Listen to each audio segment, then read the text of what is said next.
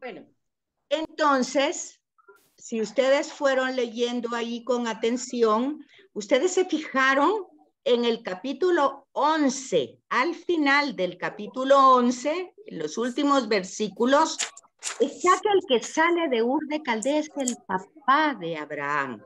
Fíjense, fíjense que no es el que sale de Caldea, o sea, de un lugar politeísta, es el papá.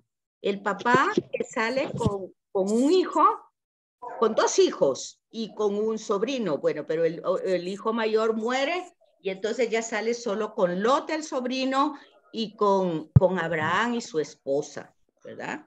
Entonces, ustedes se van dando cuenta que donde Abraham tiene el momento del encuentro, y es Dios quien sale al encuentro de Abraham, y no por méritos, volvemos a repetir, porque era pagano, pues igual que todos los paganos.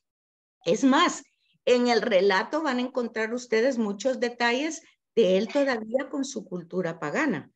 Entonces ustedes se van a dar cuenta de, como dijo antes María, cómo Dios va purificando esos cambios o esas caídas que va teniendo Abraham. Como en algún momento que dice que su esposa no es su esposa, sino es su hermana, porque tiene miedo que lo maten, porque estaba en ambiente pagano, ¿verdad? Entonces, todo eso ustedes tienen que ir dándose cuenta, no son temas para confundir. Cuando la gente no ha estudiado Sagrada Escritura y lo lee, dice, es que no, la Biblia no se entiende porque confunde. En un lado dice una cosa y en otro lado dice otra. Y es cierto, en un lado dice una cosa y en otro lado dice otra, pero hay que saber por qué. Y ya lo explicamos. Porque se juntaron las tradiciones y al juntar las tradiciones, pues unas lo dicen de una manera y otros lo dicen de otra manera. Entonces, pero no es que diga cosas diferentes. Entonces, estamos entendiendo que él ha salido de Ur de Caldea y estamos viendo el protagonismo de Dios. Pero también habíamos dicho que los primeros 11 capítulos son prehistoria. Entonces, una pregunta que les puse hoy para que la contesten es, ¿dónde empieza la historia de la salvación? Pues la historia de la salvación empieza en el capítulo 12. Y el versículo del 1 al 3 es clave de interpretación para toda la Biblia. Eso ya lo habíamos dicho anteriormente. Y hoy nuestro tema que sigue, ya habíamos visto anteriormente también el hecho de que esto, ¿por qué es revelado y por qué es inspirado? ¿Por qué la Biblia no es como cualquier libro de literatura? Pues justamente porque estas cosas de la historia de la salvación, del pecado, ha sido revelado. O sea, eso no se le ocurrió a una persona, ha sido dado a conocer. Revelación. Dijimos en una de las clases que la revelación la podíamos entender como cuando antes se tomaban fotos con los rollos y se llevaban a un cuarto oscuro, iba teniendo un proceso, porque el rollo estaba velado. Cuando de repente le daba la luz y uno iba a recoger sus fotos, decía, no, el rollo se veló. O sea, no salió nada, porque algo pasó o el líquido o la luz, el proceso se desvirtuó. Bueno, pues aquí hay un proceso que no se ha desvirtuado, porque la revelación ha sido también iniciativa de Dios por amor. Él, en su inmenso amor, ha querido darse a conocer a nosotros. Ha querido hacer eso por amor, no porque merezcamos ninguno de nosotros, por puritísimo amor. Bueno, ¿y cómo lo hizo? Pues inspiró a, pues cierto, sería como lo que preguntaron anteriormente, bueno, ¿y a quiénes inspiró? Pues algunos no sabemos los nombres, no sabemos la cultura, no sabemos el idioma, pero estaban inspirados para hablar, y estos eran los que tenían las tradiciones orales, los que de alguna manera lo habían experimentado y transmitían esa experiencia y lo hacían en sus posibilidades. Como que yo quiera transmitirles a ustedes una experiencia y lo voy a hacer desde mi manera, desde mis posibilidades. de cómo se los puedo decir, con ejemplos, con metáforas, con cuentos, con canciones, con formas, lenguaje corporal. Bueno, lo que yo intento es que me entiendan la experiencia que he tenido.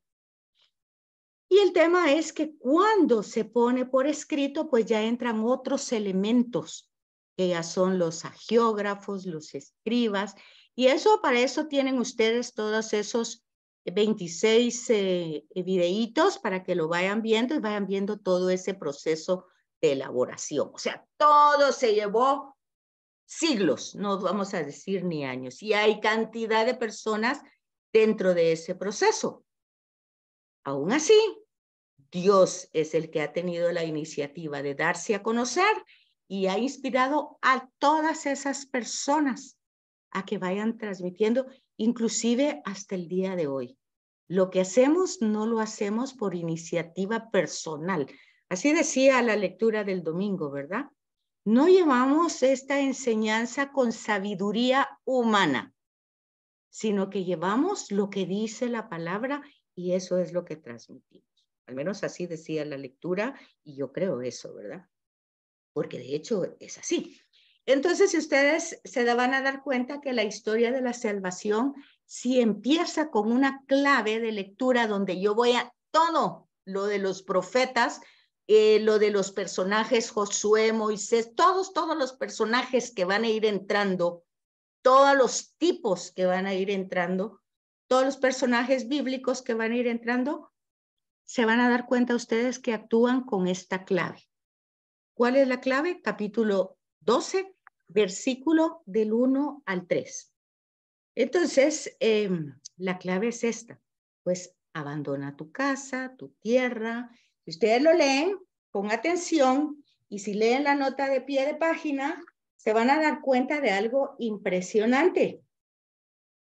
Dice, el Señor le dice a Abraham, sal de tu tierra nativa, de la casa de tu padre. Fíjese, la tierra nativa ya había salido desde él con su padre, porque había salido de Ur de Caldea, porque aquí él se había quedado en Geram cuando murió su papá.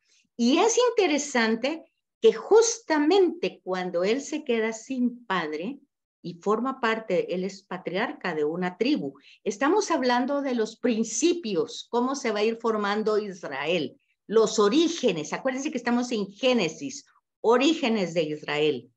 Entonces se van a dar cuenta ustedes que esos orígenes pues son muy humildes.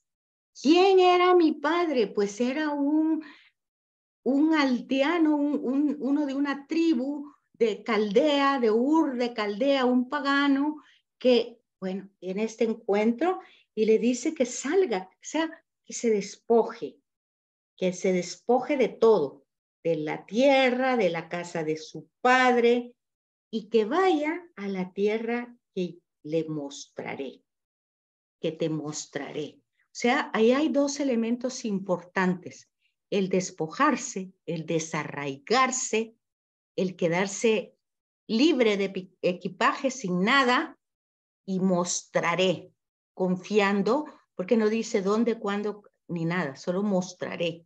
¿Qué es mostraré? Pues usted tiene que confiar. Entonces, abandonarse. Entonces, primero es el despojo y después es el abandono. Y si pasa eso, despojo y abandono, porque son las condiciones sine qua non, que era lo que ustedes estaban diciendo hace un rato, yo pensé que ellos de alguna manera colaboraron, claro que colaboraron con estas condiciones sine qua non, despojarse y abandonarse.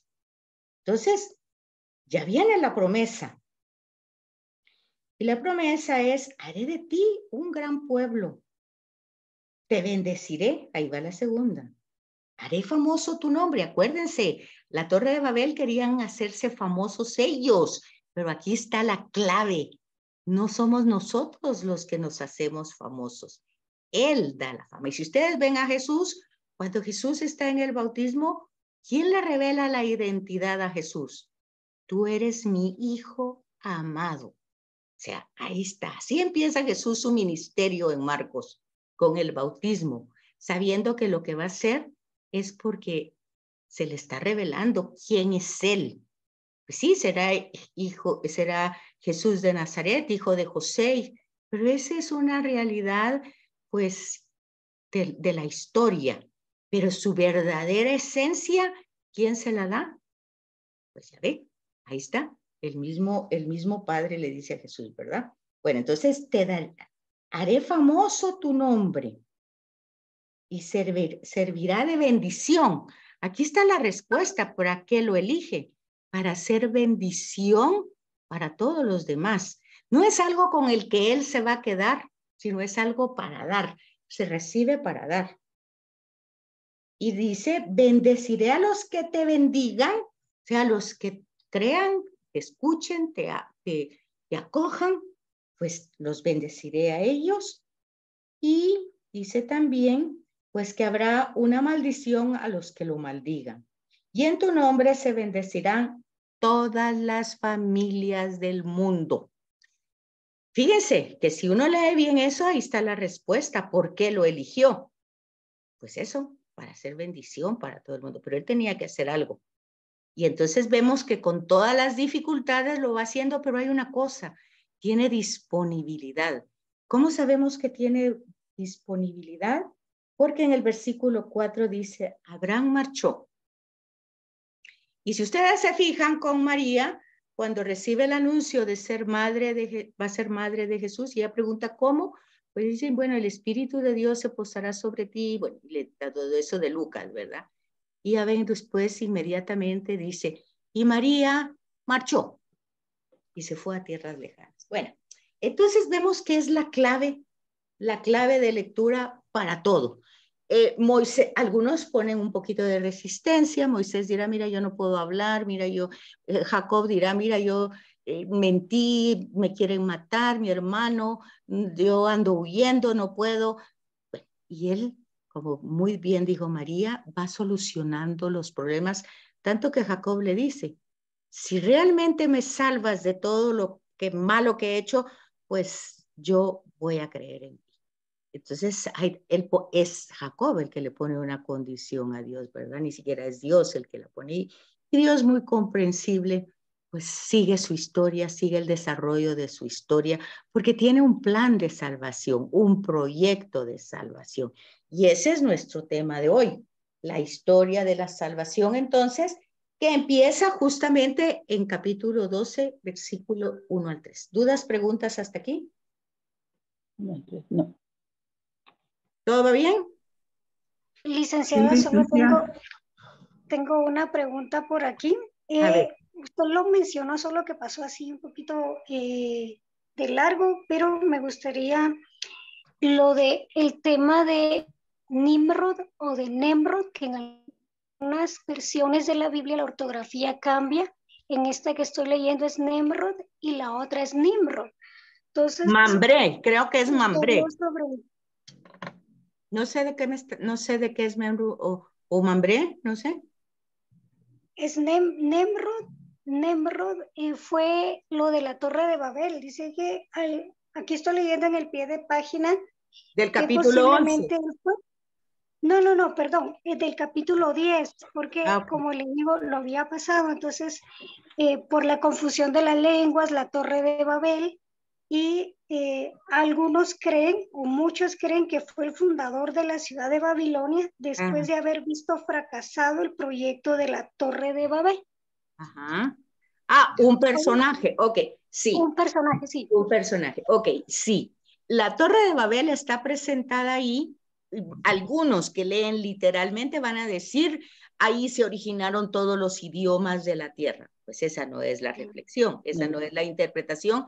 Y ahí es donde nosotros tenemos problemas de interpretación y de que mucha gente diga, bueno, es que la religión enseña a la gente a ser ignorante, porque realmente, por eso hay que leer la nota de pie de página, porque ahí simple y sencillamente es que cuando cada persona está viendo por su propio interés, aunque hable el mismo idioma, no se entiende. Eso pasó con la Torre de Babel. Entonces la Torre de Babel quedó inconclusa porque hubo gran confusión. ¿Por qué hubo gran confusión? porque el ego estaba ahí desarrollándose para ser cada uno el más importante. Por lo tanto, la Torre de Babel, que se va a presentar como una metáfora de Babilonia, pues va a contraponerse a Pentecostés. Si ustedes leen el relato de Pentecostés y la venida del Espíritu Santo, se van a dar cuenta que es lo mismo, solo que la diferencia es que aquí el amor es el lenguaje universal y aunque todos hablaban idiomas diferentes, todos se entendían. Entonces, son temas que nosotros tenemos que ir viéndolos con las notas de pie de página y entendiendo. Fíjense que otra cosa que pasa, que lo que yo rápidamente les voy diciendo, conectando hasta el Nuevo Testamento, pero si ponemos atención, va conectado con Reyes, va conectado con Salmos, o sea, va dando pausas en distintos lugares para que nosotros vayamos entendiendo ese hilo que va conduciendo la misma historia, que el protagonista es Dios, que quiere salvar a la humanidad. ¿Y por qué quiere y de qué quiere salvar a la humanidad? Pues de lo que ha presentado desde el capítulo 3, del pecado, porque el pecado es lo peor que puede pasar, bíblicamente hablando, porque me aleja, me separa de Dios. Por supuesto que si yo no tengo ninguna relación de Dios, pues yo digo, como mucha gente dice, oh, yo no necesito confesarme porque yo no mato a nadie, no le robo a nadie, no hago nada, esto, o sea, entonces hay una, como les dijera yo, poca conciencia de nuestra condición humana, ¿verdad? Porque si leíamos o escuchábamos bien la lectura del domingo, pues Mateo era muy claro, ¿verdad? No se mata solo con una pistola, se mata con la lengua, ¿verdad? El tema de la soberbia es una cosa muy seria. Luego, es tan seria esa realidad que si fuéramos conscientes de que por mirar y luego decir cosas que no son, por juzgar, deberíamos de quitarnos el ojo, ¿verdad? Pero entonces todos estaríamos ciegos porque todos hacemos eso. No hay nadie que no lo haga. Entonces, a veces los pensamientos se cruzan en la mente sin que uno tenga la menor, pues, que dijera, intención. Pero el problema no es ese. El problema es que yo me quedo rumiando ese pensamiento. El pensamiento malo, pecaminoso puede pasar por mi mente. El problema es que yo lo consiento y le doy, y le doy, y le doy, y le doy alas. Ese es el problema. Entonces, de que venga, pues yo, si inmediatamente me doy cuenta, de ahí el tema de la vigilancia, ¿verdad? Permanezcan despiertos y vigilantes, porque yo tengo que permanecer vigilante en mí, en lo que pienso, en lo que siento, en mis emociones, tengo que reconocerlas, tengo que estar despierta, viva, para darme cuenta en qué momento, pues algo voy a consentir el mal, según Mateo, así es, ¿verdad? Según las lecturas que tuvimos el domingo si fuimos a misa. Bueno, entonces ahí va todo ese hilo conductor que no es una doctrina que le dijera yo impuesta, porque nadie está a la fuerza. Esto va dirigido a Abraham y Abraham lo tiene que hacer. O sea, no va dirigido aquí a María Cruz, ni a María Margarita, ni a Rolando y Sonia, no, va dirigido a Abraham. Ahora, si ella cree que eso es cierto, si creen que eso es cierto, bueno, entonces vamos a ir viendo cómo Abraham va entrando en ese proceso de conversión constante y entonces lo va a ir siguiendo. Después, el decálogo se le da a esos esclavos que salieron de Egipto. Luego, si nosotros ya vamos entendiendo eso, y digo yo, bueno, sí, yo quiero, porque eso lo llevó a plenitud Jesús, y con Jesús se cumplió, bueno, y yo ya lo entiendo, entendiéndolo y razonándolo, pues entonces yo ya entro y recibo un sacramento. Ya con ese sacramento del bautismo yo me incorporo a Cristo y ya estoy incorporada también, incorporo en el cuerpo de Cristo y en la iglesia. Y entonces ya las cosas son personales, ya tengo un compromiso, pero porque yo he llegado. Nadie me ha mandado a la fuerza. Alguien que diga que está por tradición o porque le enseñaron o porque le dijeron, bueno, pues ahorita por eso estamos estudiando, para ver si lo que le enseñaron iba de acuerdo y si también está de acuerdo de seguirlo. No, ¿verdad? Y para esto, como nosotros no somos protestantes, nosotros tenemos estas citas. Nosotros tendríamos que tener, aparte de la Biblia, el catecismo de la iglesia. En el catecismo de la iglesia nosotros tendríamos que ver, fíjense, en el catecismo de la iglesia, en la parte de la creación, ya la vez pasada vimos un poquito de Dei Verbum, que era de la Constitución de Vaticano II, pero tendríamos que ver algunos numerales del catecismo. Para, por ejemplo, el 105, 108, 120, los primeros que hablan de la creación. ¿Cómo es que se expresa el católico de la creación? ¿Cómo debe entenderlo? Y luego la historia de la salvación son todavía numerales más chiquitos, como el del 54 al 64, del 410 al 412, cómo nosotros debemos entender la historia de la salvación, que es el tema que se desarrolla en toda la Sagrada Escritura. Obviamente lo que encontramos es que la historia de la salvación se realiza en la historia humana, ¿verdad? Porque sin la historia humana no habría historia de la salvación. Se da dentro de esta historia, en los acontecimientos de la historia. Entonces un error es ver a veces las cosas contrarias, las circunstancias difíciles, verlas como acontecimientos de castigo, si estamos en una historia de salvación. O sea, lo lógico es ver cómo me va a salvar Dios en algo que yo no me he dado cuenta o que me había alejado, pero es como una llamada de atención o como un hilito que me está jalando, decir, no vas por ese lado. Como decía María hace un rato, como Dios salía al encuentro de Abraham para irlo conduciendo nuevamente por el camino. Pero para eso hay que estar conectado, ¿verdad? Así como ahorita estamos conectados en esta sesión por medio del Zoom, por medio de Wi-Fi, por medio de Internet, todas esas conexiones nos hacen posible esta realidad virtual.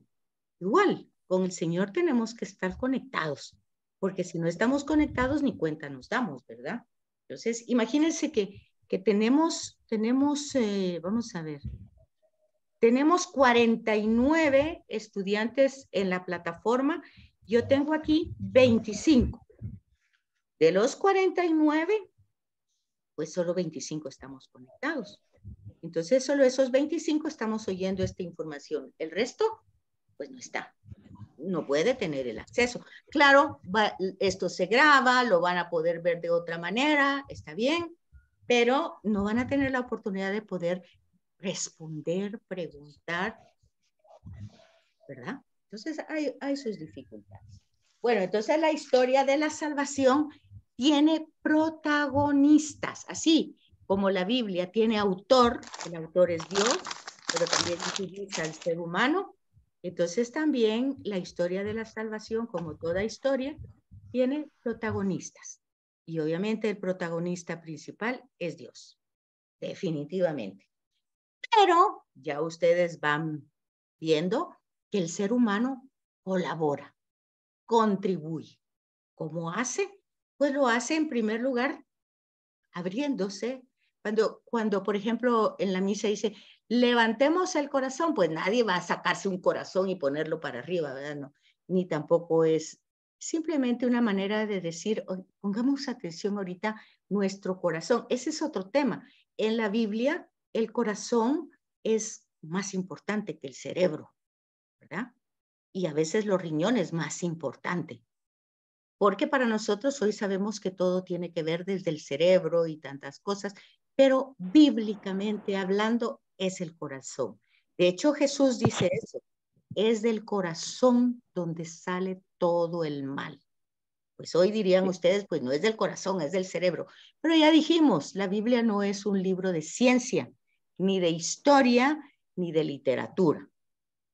Utiliza la historia humana, historia de salvación, utiliza la ciencia, que dice algunas cosas, y utiliza también la literatura, porque al escribirse pues utiliza géneros y formas literarias, pero el mensaje es justamente la historia de la salvación, y en ese mensaje el protagonista es Dios y el ser humano. O sea que no es solo la historia de Dios. ¿Cómo es que funciona?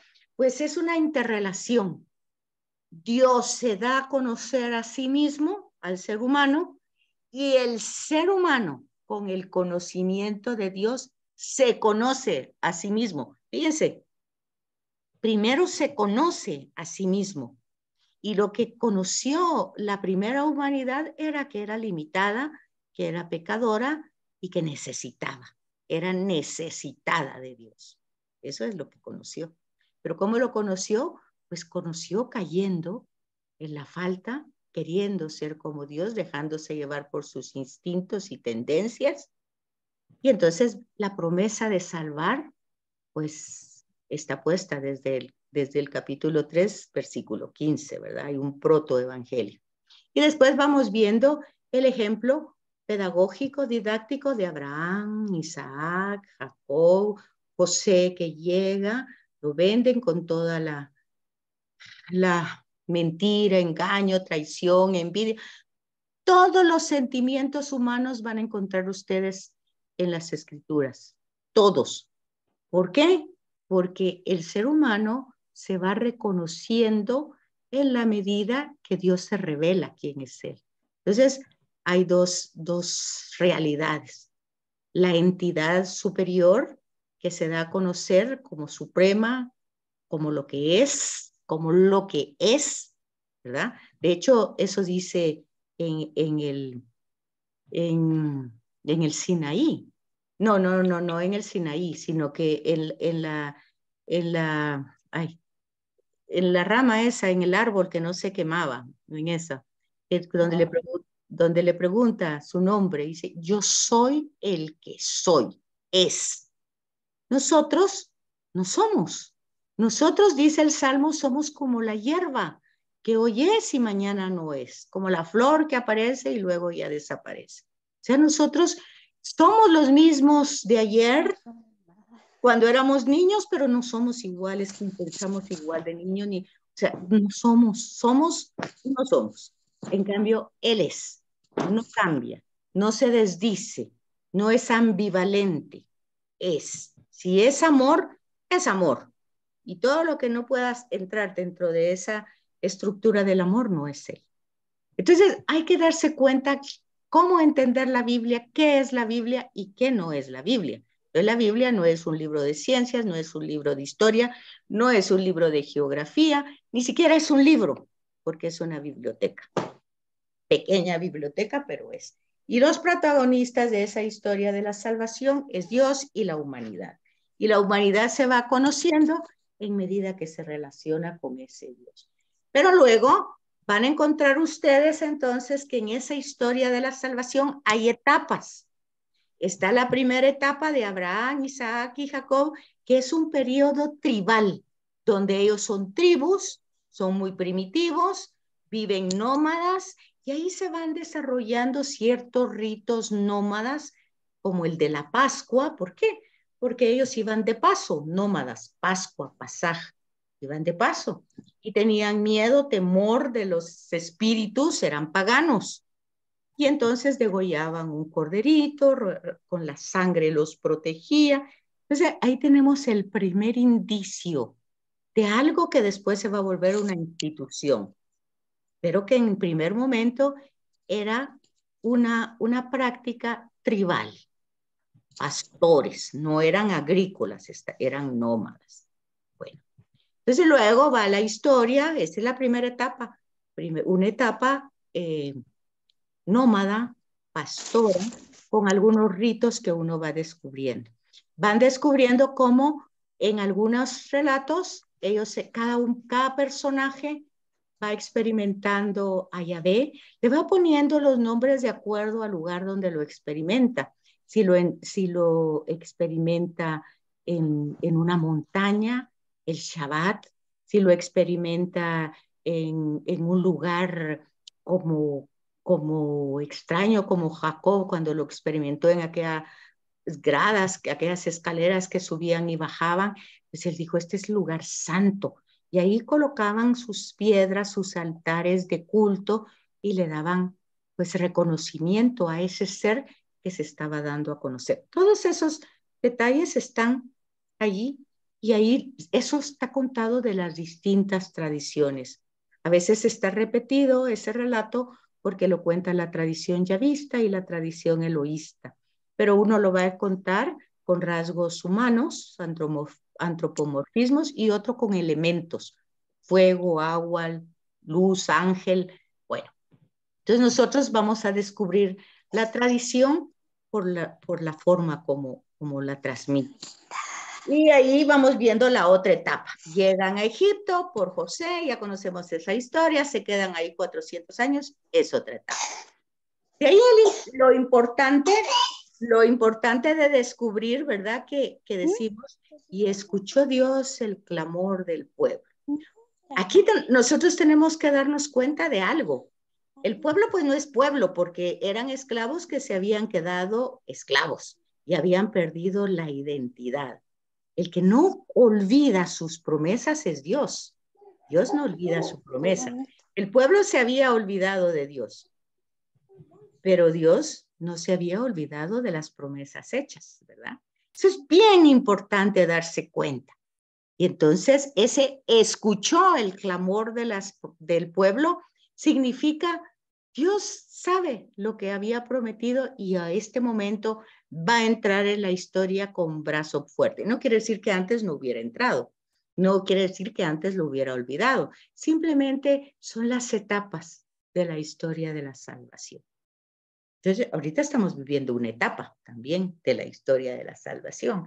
Y esta etapa que lleva desde Pentecostés hasta el día de hoy, desde el tríodo pascual, pasión, muerte y resurrección de Jesús, hasta el día de hoy, es la etapa de la acción del Espíritu del resucitado, del viviente, que actúa exactamente igual, porque está vivo, no es diferente, ¿verdad? Por eso dice, Jesucristo, es el mismo ayer, hoy y siempre. O sea, no hay diferencia. Entonces se dan cuenta ustedes que es importante ir viendo esas etapas y las etapas pues están las primeras, el preámbulo, el que vimos del 1 al 11, que es como la historia universal, de ahí la historia de la salvación, que ya vemos la elección de Abraham, ya la vimos rápidamente.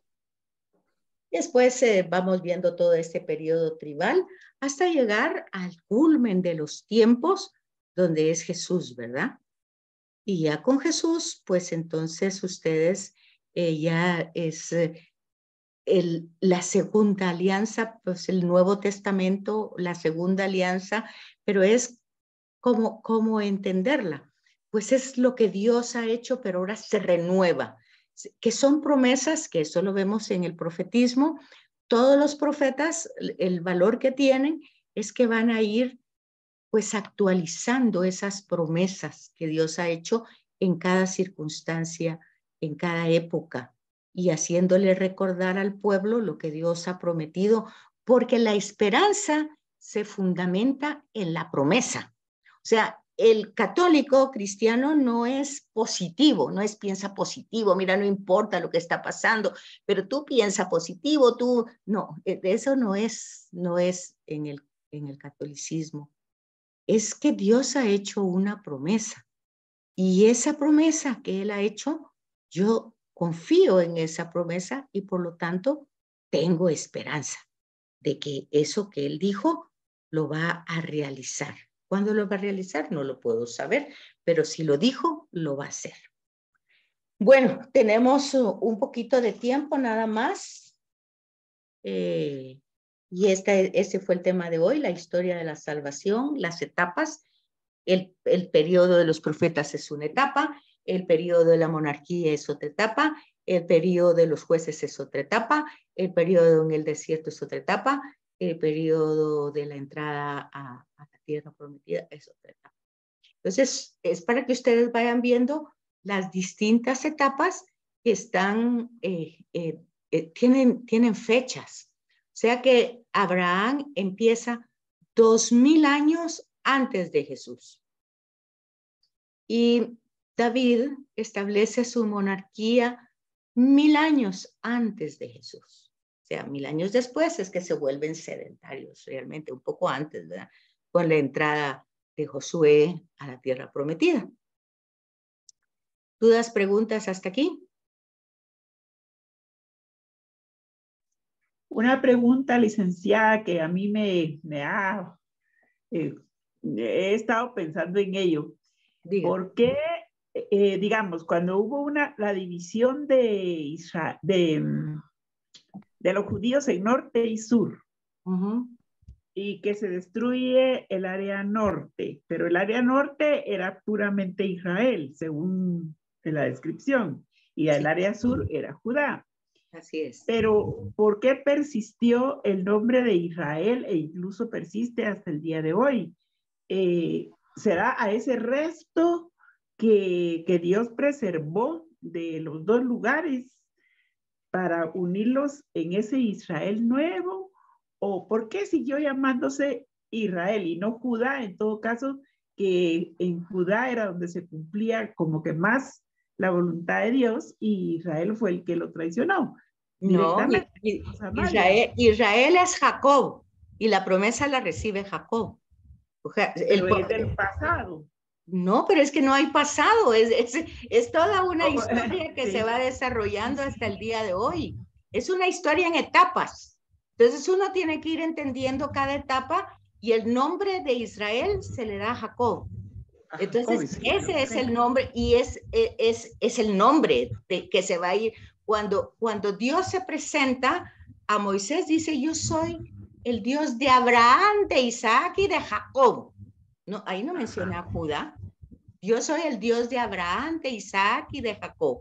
Y cuando Jesús habla, y Dios no es Dios de muertos. Entonces tenemos que ir entendiendo que para Dios la historia es algo presente, algo que se va desarrollando, porque Dios no tiene tiempo. Entonces el nombre Israel es el nombre que se dio, que se ha dado. Y que lo dio Dios a Jacob. Por Jacob. Ajá. Gracias, licenciada. Bueno, sí, María. Sí, respecto a ese punto, yo lo que le entendía ahí cuando leía es de que Israel quiere decir el que pelea con Dios, el que está con Dios para batallar. Que en Israel es la tierra de los profetas. Y si lo ponemos en tiempo actual, todos los que buscan llevar la palabra de Dios son parte de Israel. ¿Sería así? Sí, lo que pasa es que ahí nosotros entramos a otro tipo de relato, que es el relato etiológico y etimológico, que son, ¿por qué tienen ese nombre? Etimología, ¿por qué tienen ese nombre? Entonces, por eso tenemos que llegar a la raíz. El nombre se le dio a Jacob. Jacob cuando peleó con Dios. Sí, entonces, pero Jacob quería decir traicionero. Pues sí, pero ¿qué hemos... nombre? Y le dio honor a su nombre, ¿verdad? Porque traicionó a todo el que pudo. Pero por eso hemos dicho que en ninguno de los personajes hay mérito. Exacto, no hay mérito. Por eso yo le decía que Dios se encargaba de volverlo a llevar cuando él quedó, porque ahí lo traicionaron también. Sí, ahí fue donde él dobló rodillas. Y de todas maneras también tenemos que ir a la raíz de Abraham, que la promesa de Dios es: yo haré de ti un gran pueblo.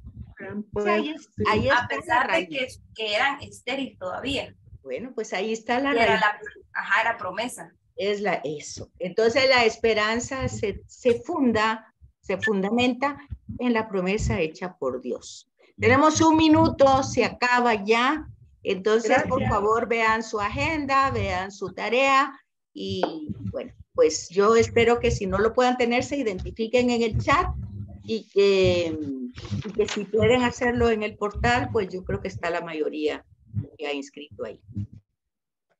Preguntas de la clase. Gracias. Si es que ya se va a cortar, dígame. No, yo creo que ya terminamos.